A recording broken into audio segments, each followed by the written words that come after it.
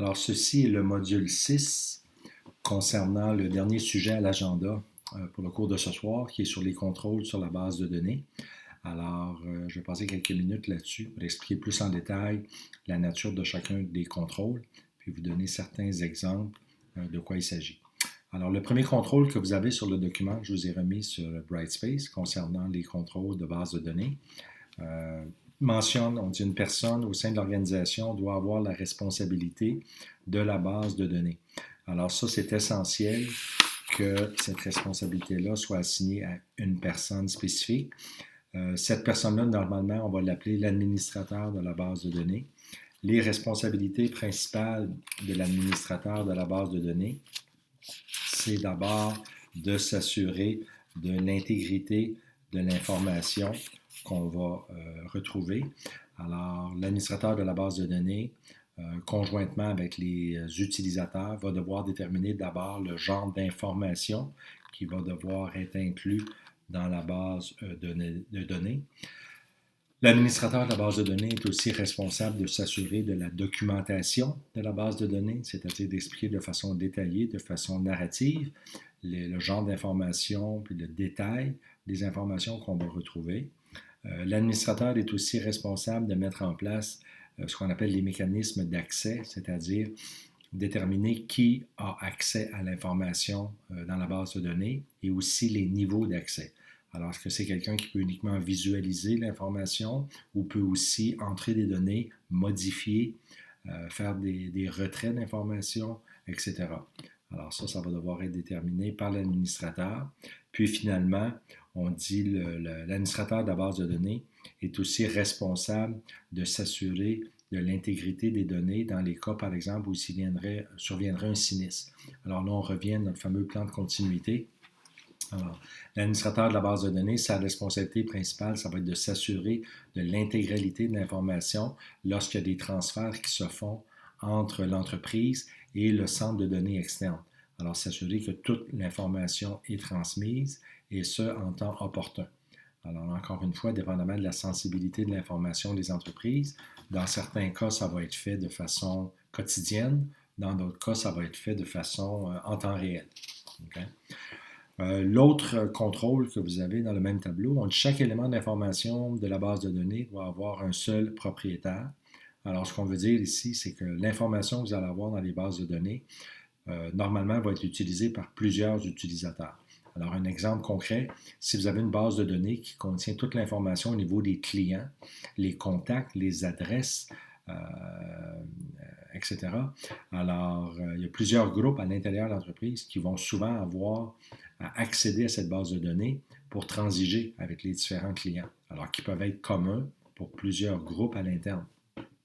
Alors, ce qu'on essaie d'éviter ici, c'est des situations où vous auriez une multitude d'utilisateurs qui auraient la possibilité de jouer dans la base de données, ajouter de l'information, faire des retraits, etc.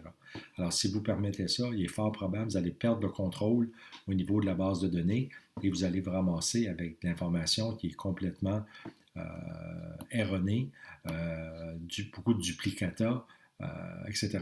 Alors, pour éviter ça, on va assigner cette responsabilité-là à une ou un groupe très restreint d'individus qui, eux seuls, auront la possibilité de faire quelques modifications que ce soit à la base de données.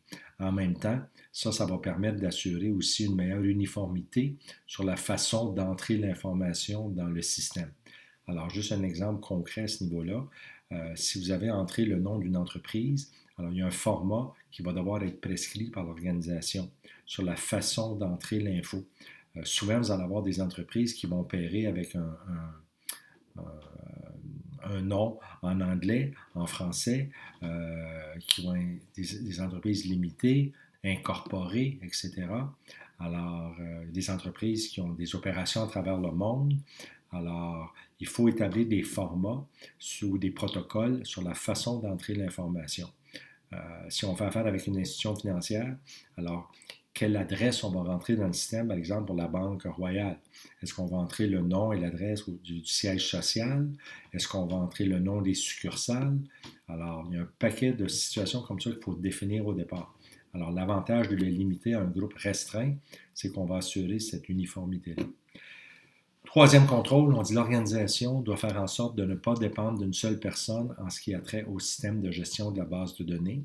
Alors ça va de soi. Ça s'applique aussi pour d'autres postes à l'intérieur de l'organisation.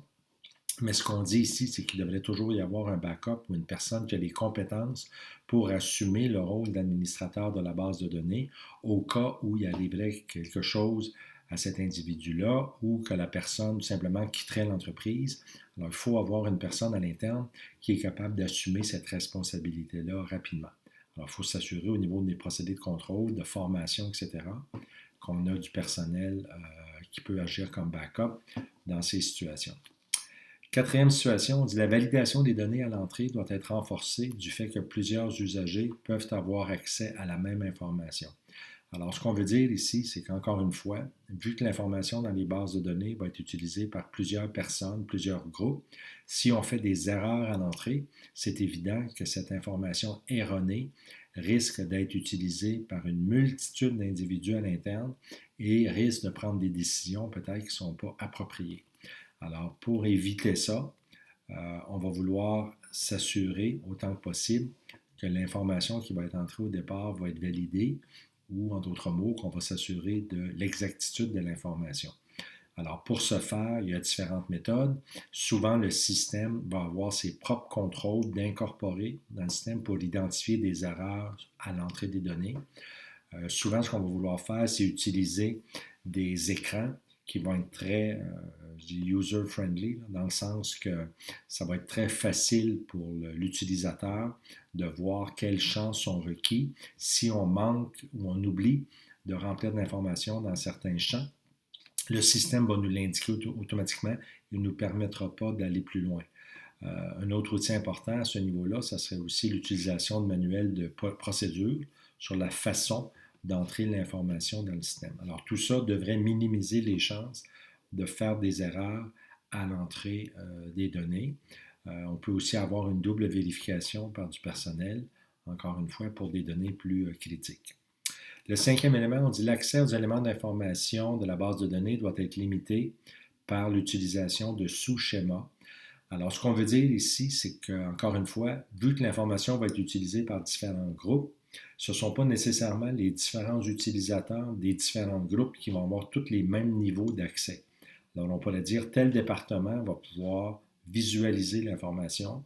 Dans un autre département, certains vont pouvoir visualiser l'info, d'autres vont pouvoir la modifier, ou simplement pour d'autres groupes, on ne va pas permettre aucun accès à l'information dans cette base de données.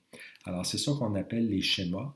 Alors, dans l'éventualité où le groupe informatique recevrait une requête pour ajouter un utilisateur à une base de données ou lui donner accès, ce que le système va faire, il va passer à travers ce schéma-là, puis il va aller voir cet individu se retrouve dans tel groupe et tel groupe n'a pas la possibilité d'y accéder. Donc, à ce moment-là, on va refuser l'accès carrément.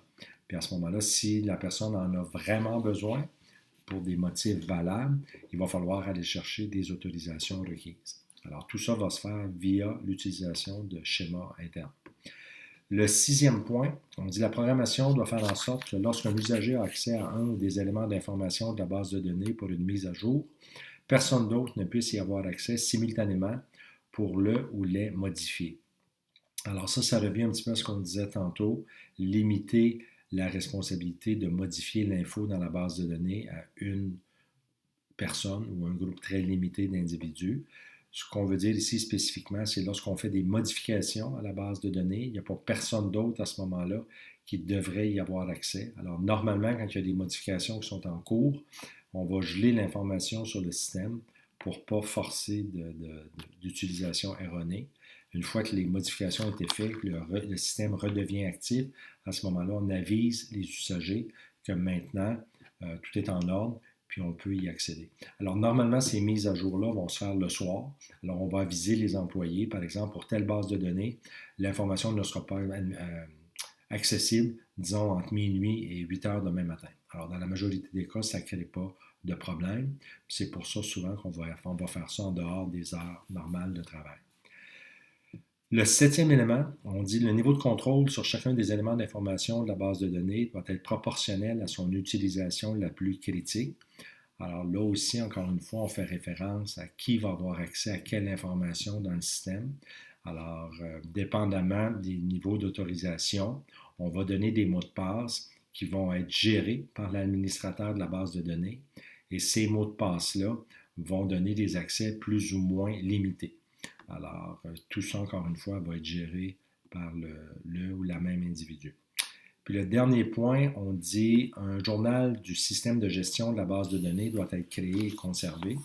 Alors, le but du journal du système de gestion, c'est principalement de faire un suivi ou un tracking sur toutes les modifications qui ont été faites à une base de données, s'assurer qu'il y a une revue périodique qui est faite de ces modifications-là pour s'assurer que c'est bien autorisé. Alors, normalement, cette vérification-là va être faite par un supérieur à un niveau hiérarchique plus élevé et indépendante de ceux qui ont fait l'entrée des données dans le système. Puis on dit que ce journal-là doit être conservé à l'interne. Alors évidemment, on dit, je dis à l'interne, aussi il va y avoir une copie au centre de traitement externe, mais on dit que ça doit être conservé pour une période raisonnable. Alors dépendamment de la nature des affaires de l'entreprise, ce délai-là peut être plus ou moins long. Alors certaines entreprises vont devoir conserver des données pour 5, 6, 7, 10 ans. D'autres, après 2-3 ans, c'est peut-être suffisant. Alors ça, c'est du cas par cas. Puis chaque entreprise va devoir établir ses propres règles en discussion, évidemment, avec l'administrateur de la base de données. Alors ça termine cette section-là. Alors vous jetterez un coup d'œil sur les contrôles que j'ai mis sur Brightspace. Puis ça termine la matière pour le cours de ce soir. Alors le dernier document que je vais rajouter tantôt, c'est le cas qui va être à remettre la semaine prochaine. Merci.